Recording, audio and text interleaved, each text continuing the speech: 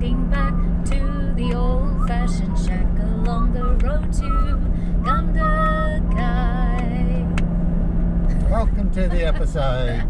If you haven't guessed, we're on the road to Gundagai. So this week, we've actually planned the week and we know where we're going, which is really unusual for us. Yeah. We're on the road now to Gundagai. Gundagai. So we've got Gundagai? Yeah, we've got an overnighter there to see the dog in the tuckerbox.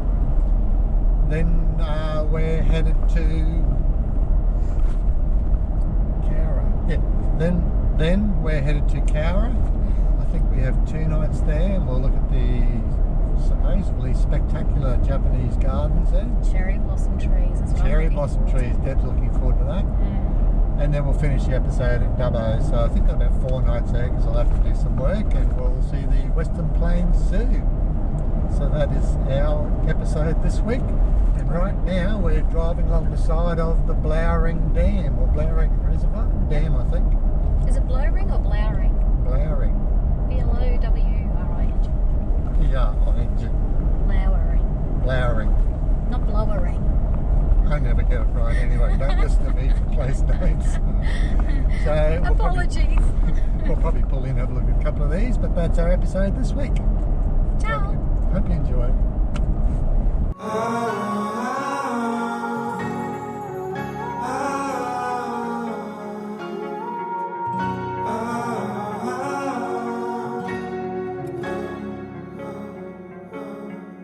Standing underneath the rows of trees, I can see where the ocean meets the sky. Under our clothes, a fire grows. We are ready for this life of running wild. We're running wild. Underneath the rows of trees, I will see where the ocean meets the sky. Under your toes, a fire grows. You are ready for a different kind of life. Silent fall, the wind is calling. You must return to the wild. Silent fall. We've arrived at Gundagai and we're staying at the Morley Creek Pump House area. It's a designated RV site, which is a donation site. A little donation box at the front, and there's plenty of room here. Along the riverfront, room for a good 20 or so vans. We're mostly all spread out parallel to the river, as you can see, and enjoying this wonderful little campsite. And from here we'll do our walk around Gundagai and have a look at the sights of Gundagai. So it's just 2 nights, so we've got 1 full day looking around Gundagai. We're going for a walk up the streets of Gundagai. We've got our little map from the information centre, which points out all the things to have a look at. So that's what we're doing now, looking at the various little statues and historical buildings, etc. It's nice, it's all within walking distance, only 500 or 600 metres of walking. Gundagai Museum, entry is $5 for an adult, and we shall go and have a look. And in we go.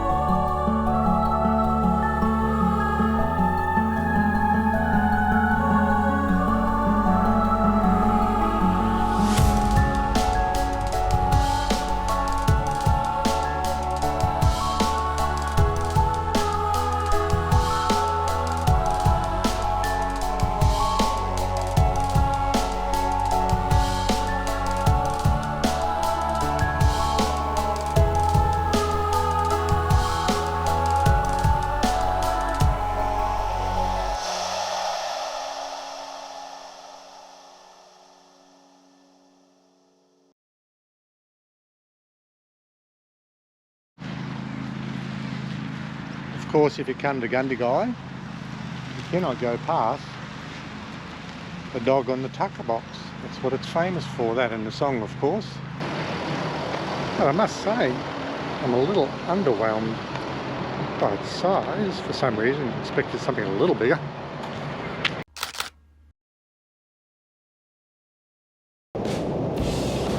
From Gundagai, we travelled Highway 41 through more beautiful fields on our way for an overnight stay at Cowra.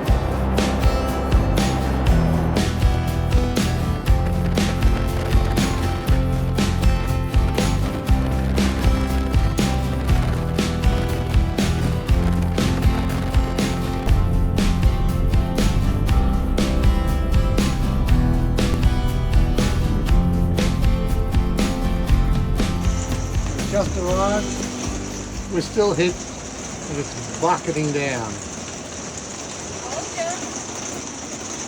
Just as we pulled up, down it came. And there's been some thunder and lightning too.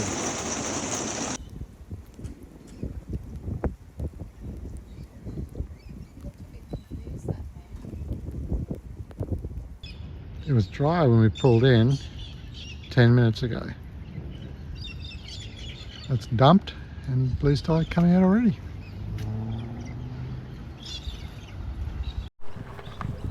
Arriving at the Cowra Japanese Gardens. Of course, must start with the cherry blossom trees. So these Japanese gardens are the largest Japanese gardens in the southern hemisphere, based at Cowra.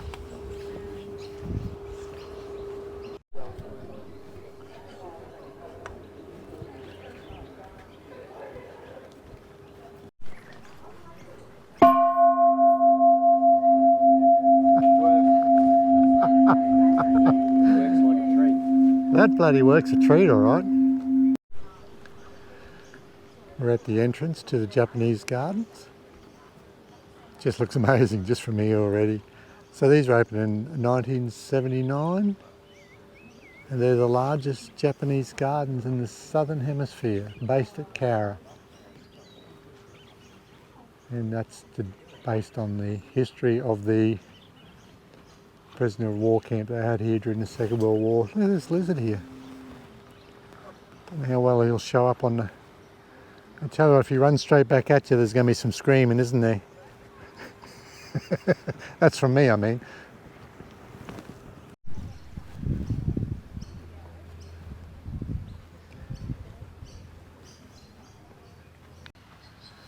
You can hear the bird life, so I've got the camera.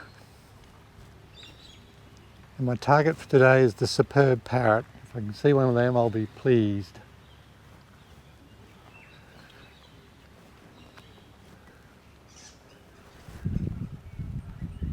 We're still at the entrance and it's just stunning, isn't it?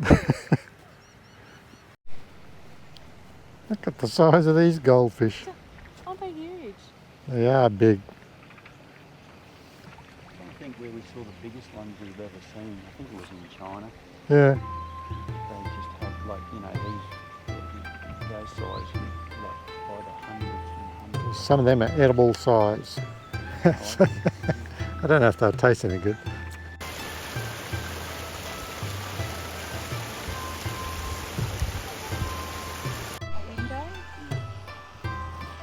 The colours over the pond, just beautiful. Only spoilt by the guy whippersnipper. They're not spectacular colours.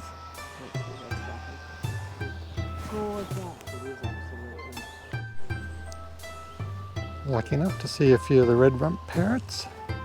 Still to see the superb, but pretty happy to see these guys too. Gorgeous.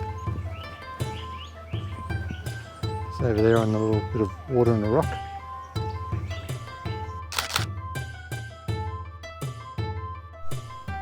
These rocks really match in with the garden, the way they're almost like sculptured into the garden. It's very peaceful and pleasing walking around here.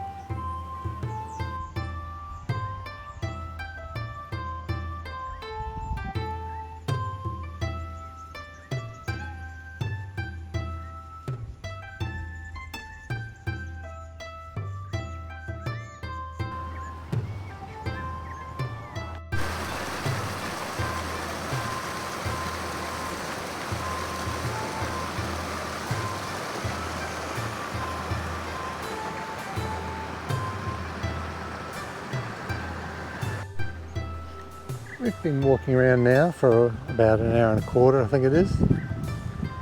And I'd say we've seen a little bit over half of the garden, so you probably could easily do 3 hours to see the garden properly. More if you want to sit and take in the scenery for a while and just drink it all in. Probably 4 or 5 hours.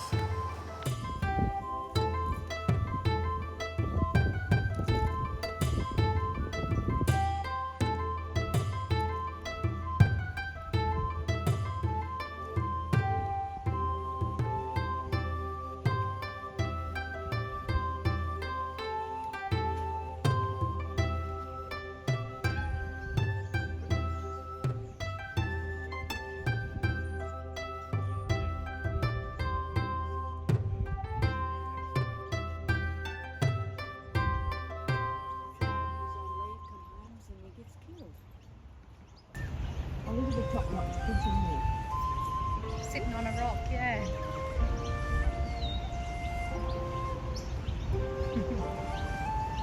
He's the king of the castle. Off he goes.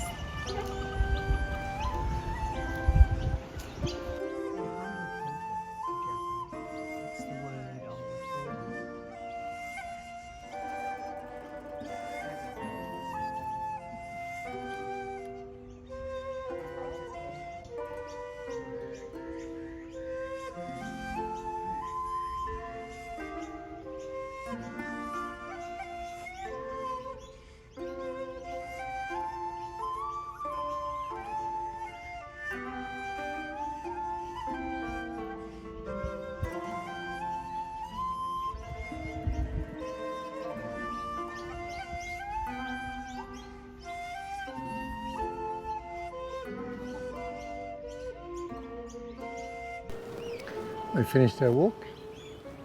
Well, the girls are still in the gift shop, but we finished only just a bit over 2 hours, and that was quite sufficient. But like I said, you could spend longer if you wanted to really just sit and dwell. And what a beautiful garden it is. It really is. Spectacular use of plants and rock and water, waterfalls, water flow I should say. Very beautiful. If you're travelling New South Wales, put Cowra on your map. Just for the Japanese garden, but there's more to see yet. We're to see the Peace Bell and the Prisoner of War camp and various other items to see around the place yet. So definitely put Cowra on your map if you're travelling New South Wales. We're glad we did it, and it wasn't on our map until like about a week ago when chatting with someone at a caravan park, or a campsite I should say, and they said see Cowra in the Japanese garden. So glad they told us that, because we've really enjoyed ourselves here.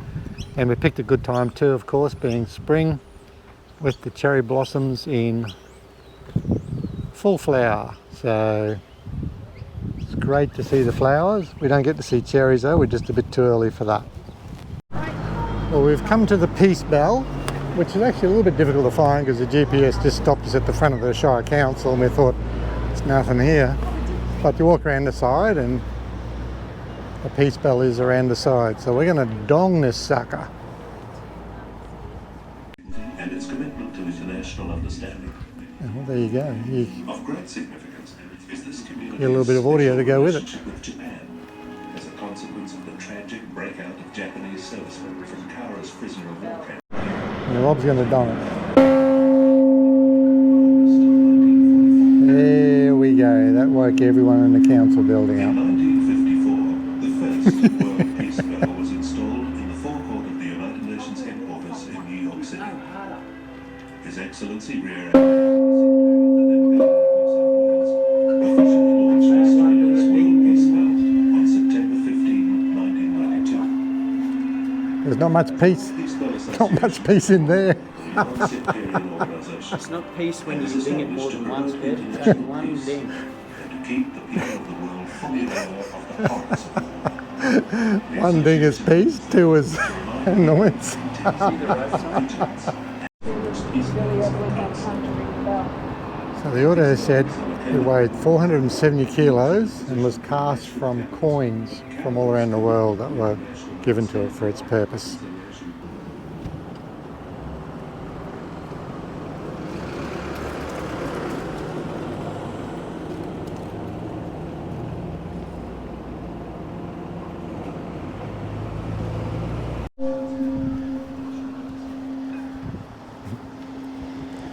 Apparently everyone who comes here must ring the bell, so that's fantastic.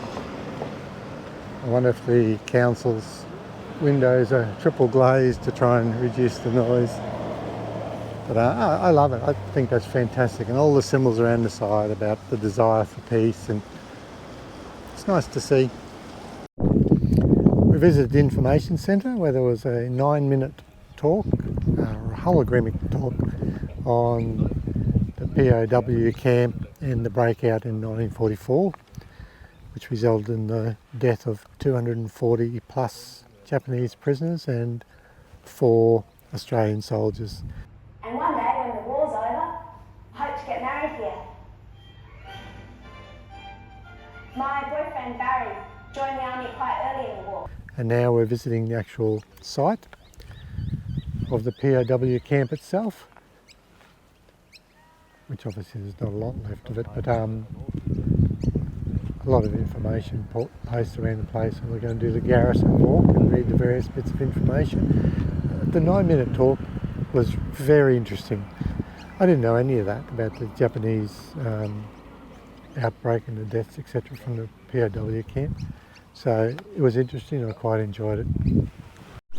So you walk through the garrison gates and do the garrison walk with the pieces of information along the way.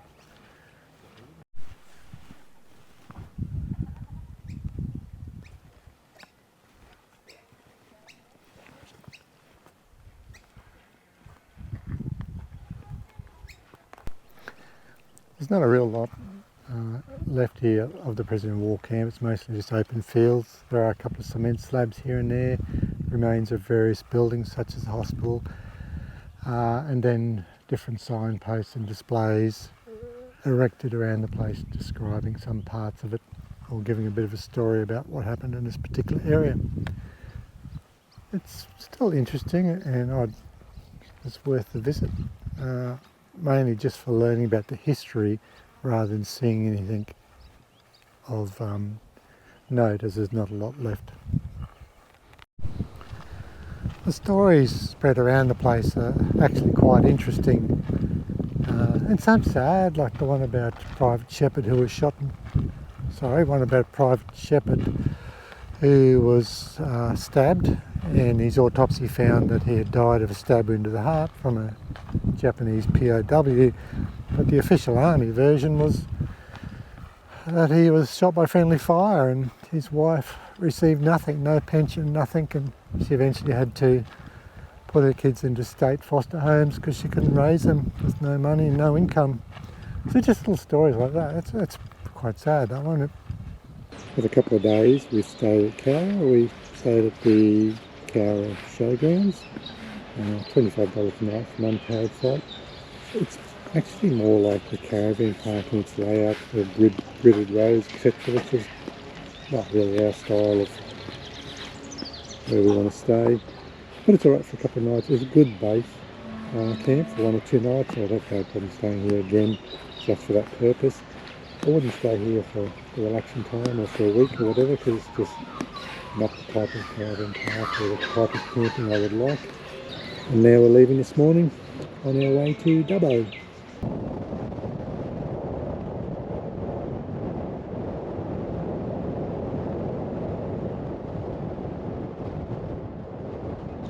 On our way to Dubbo, we drove through Parkes and decided to stop at the Parkes radio telescope, which was made famous from the movie The Dish.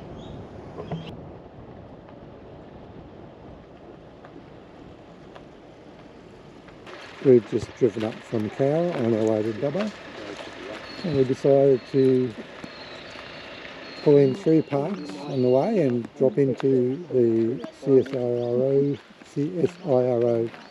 radio satellite dish from the movie The Dish. So naturally we did have to have a look at it. What a massive beast it is. First planned in the mid-1950s, and then construction was completed in October of '61. That big sucker is 64 metres across. That is huge. Weighs over 1,000 tonnes above the control tower. And that big thing sitting at the top of it, with the beams holding it up is the receiving cabin, where the beams, radio waves, are focused into and they're received there. It's really fascinating. The historic Peak Hill mine operated between 1893 and 1917, producing about 60,000 ounces of gold.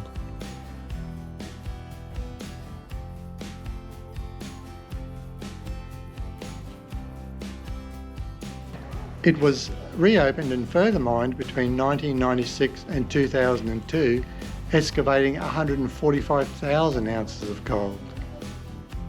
The gold mine experience includes both the historic works and more recent mines, with several walking paths and viewing platforms which have been constructed.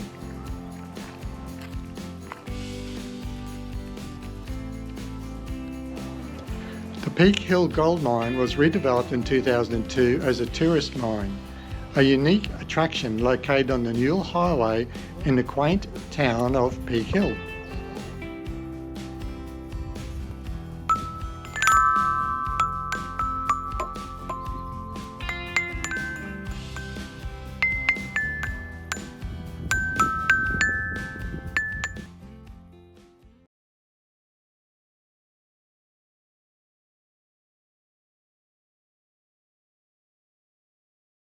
Again, because I lost all my GoPro footage from yesterday. The GoPro's died.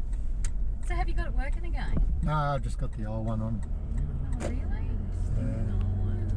Oh, the dirty stinking old one. You arrive at your destination after 130 metres. No,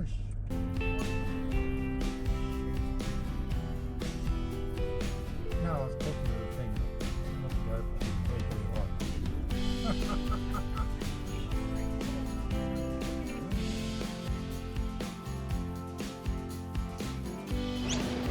We have arrived at the Western Plains Zoo. Looking forward to this. One of our little ticket items.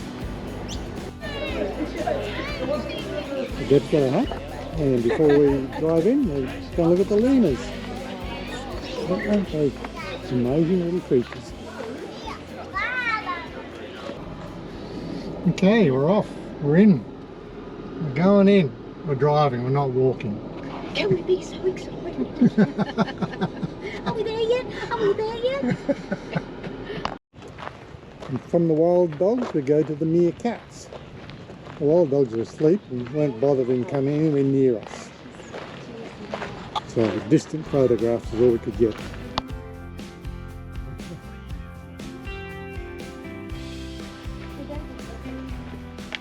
Oh, look at that there. Coming out, One big bulldozer. He's a bit stocky, but look at that little baby. That is so cute. Daddy, mummy and baby. Now visiting the giraffe enclosure. The zebra's way off in the background, quite a distance away. What an amazing place Taronga Western Plains Zoo is. This was our first time at the zoo and we loved it. It was wonderful to see the animals in such huge spaces.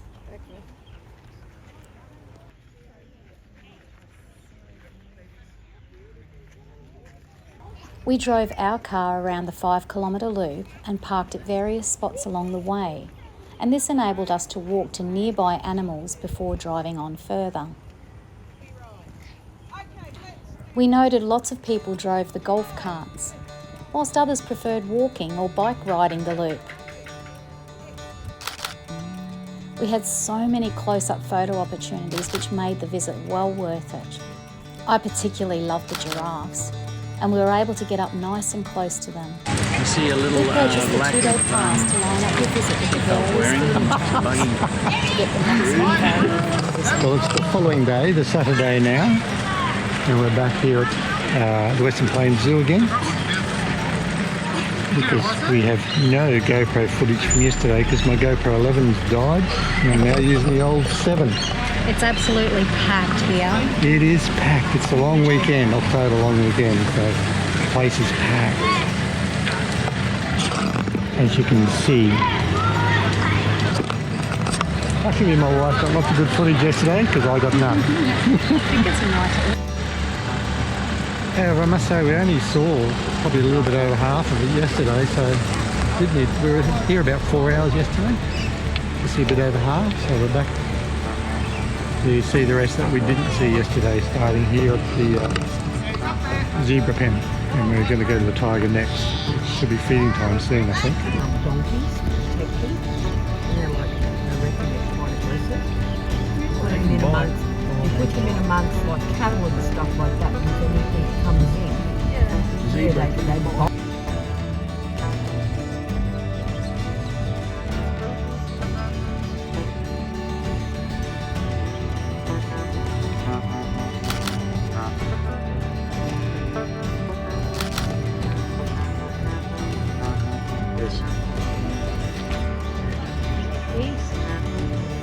He is a beast.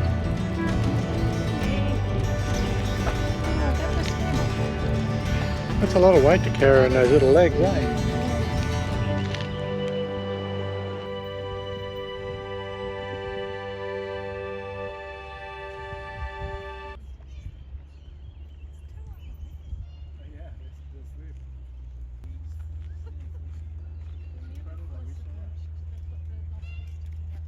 I hope that's one of the zookeepers and not just a random stranger.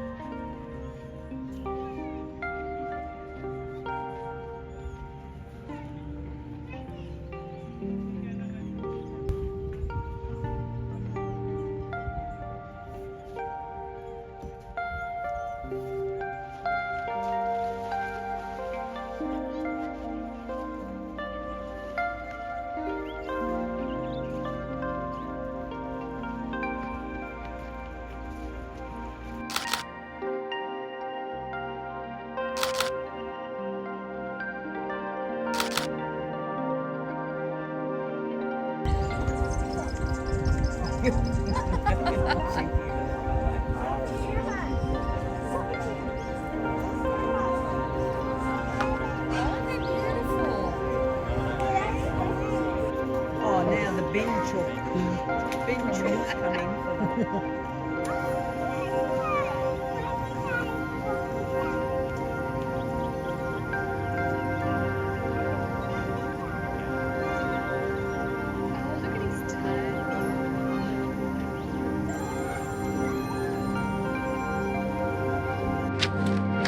Waiting.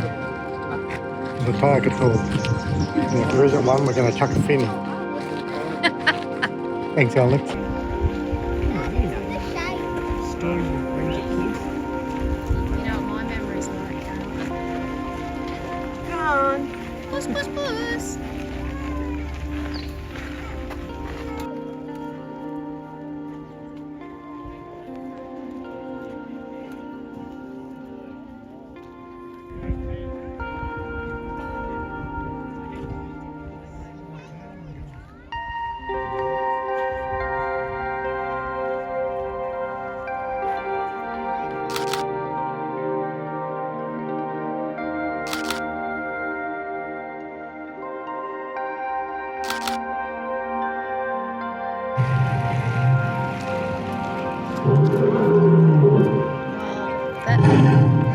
That's the only lion that we saw today. Hi everyone, it's Paul and Deb from the Getaway Zone. Well, as you can see, we're not at the van. We're at home. Yeah, so the episode you've just watched is ended rather abruptly due to the GoPro 12 dying and some really substandard video I took on the old GoPro 7, which I've forgotten how to use properly. So anyway, that brings this episode to an end. The next episode will be us crossing the border into Queensland, and we stayed at a couple of great little outback towns with free campsites or donation campsites on our way back home to Townsville. They're always great, aren't they? Yeah. You do like the outback towns. Anyway, I hope you enjoyed this episode. Ciao. See ya.